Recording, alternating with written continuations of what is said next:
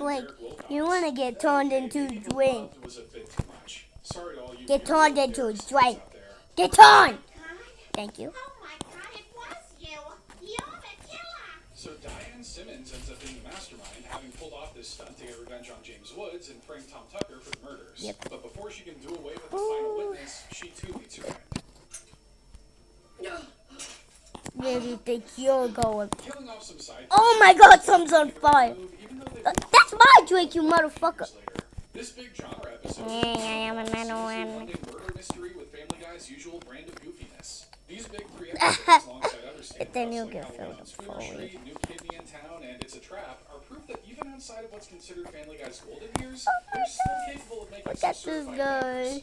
bangers. Look Season at this 9 is, dude. coincidentally, season 8. Look, we swear they aren't all like this. This is the last one, we promise. Running from September 2009 to June 2010, this season holds a 7.31 average episode rating. The season's pretty solid average. It certainly isn't free from some controversial episodes. The episode No. of Large Medium drew a mountain of You complaints from those who found the not. comments about Sarah Palin to be in Oh, poor great, I taste. think it's just I died covering. in the county, and my mom is the former governor of Alaska. And an entire episode, Partial Terms of Endearment, was actually banned from broadcast and streaming.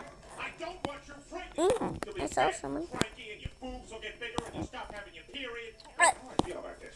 Kind of surprised this one never got unbanned. It certainly wasn't the show's first or last trip to the controversy rodeo.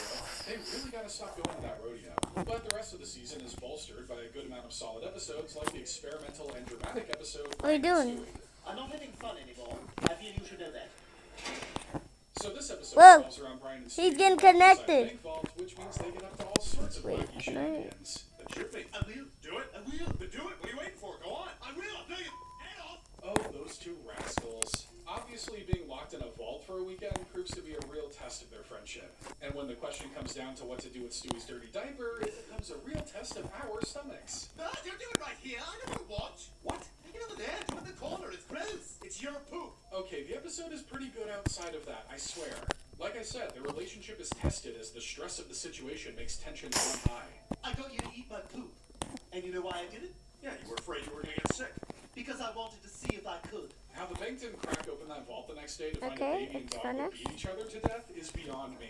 But that's just the liquor talking, as the two reaffirm their love for one another by the end. This is the hot juice. And Oh, one loves she another died. person whom one simply cannot do it. The episode really dives into deeper and darker This is themes the than hot show's juice. known I for. put it doesn't into a cause so much microwave. whiplash as you may expect. It does make me think though, that if they didn't win an Emmy for this, they're probably not going to, right? Just having the gun here, knowing there's a way out, it helps. It sure was a gamble, but we think the episode succeeds at being a fairly solid character piece that reaffirms the dynamic of Ryan and Stewie as one of the most endearing parts of the show. Some would say they get all the best episodes, and as it turns out, Season 8 has what is considered to be the best episode in the whole series, Road to the Multiverse. And that's where you got the pig, parallel universe. Prepare yourself, Brian, and I'll show you.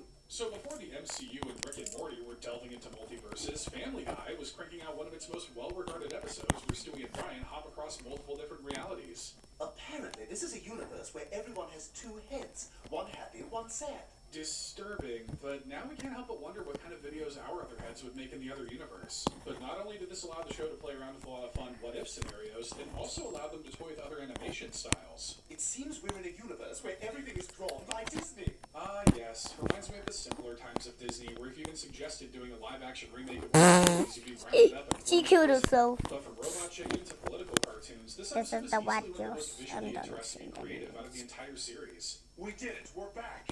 Now, this is the universe of misleading portraiture.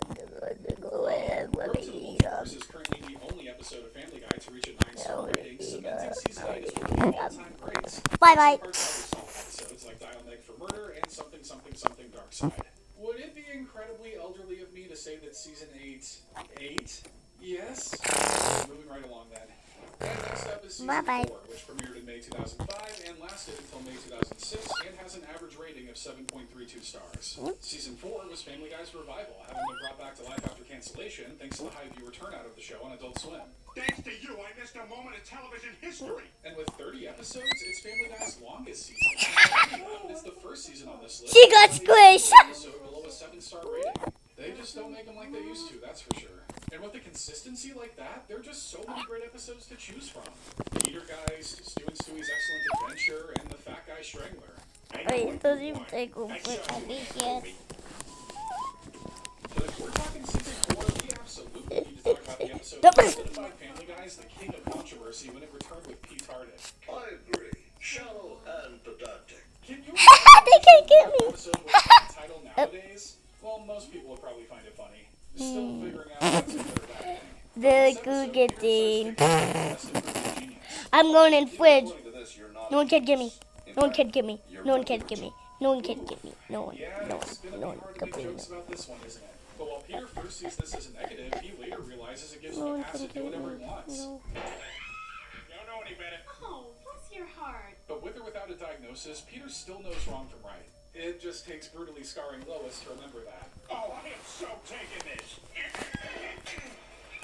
Now seen as a danger to his family, Peter loses custody of the kids and must fight to win them back. I mean, he absolutely shouldn't, but he does make a fair case about bad parents getting to keep their kids without being mentally handicapped. There are plenty of unfit parents out there who aren't retarded, but they get to keep their kids.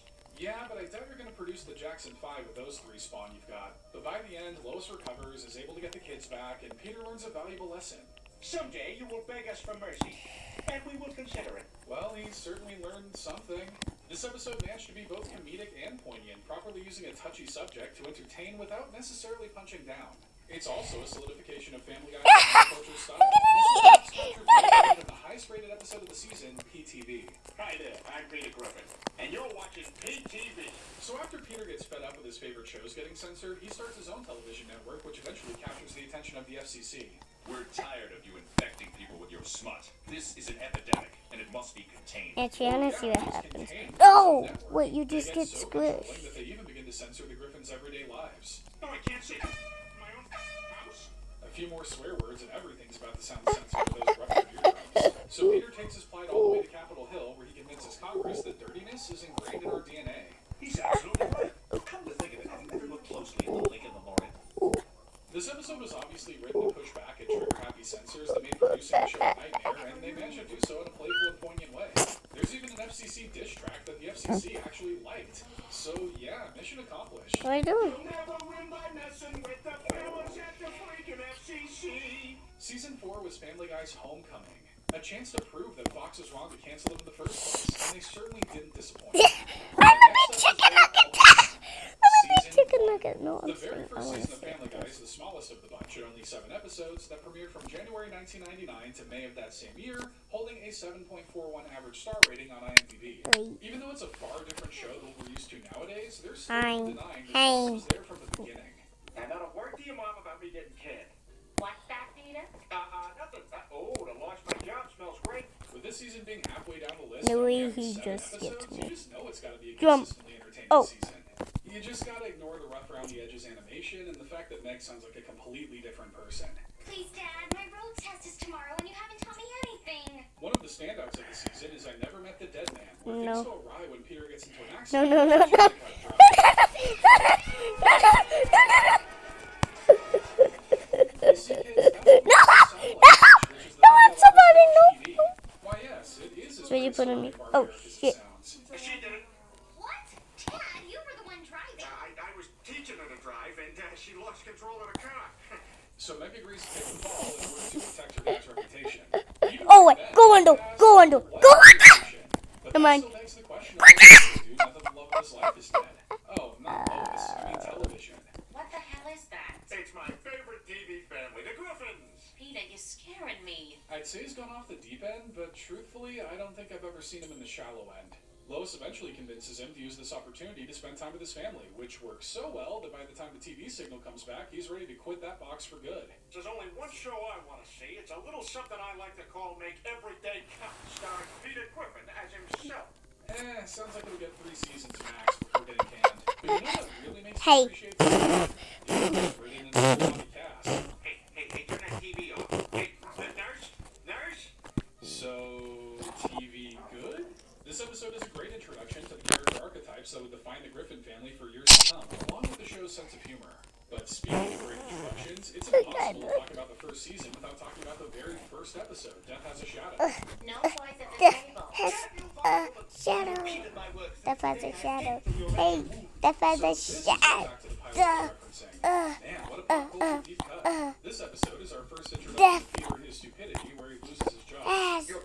Shadow. company's reputation. You're fired. Jeez, for how long? Along with Lois's responsibility.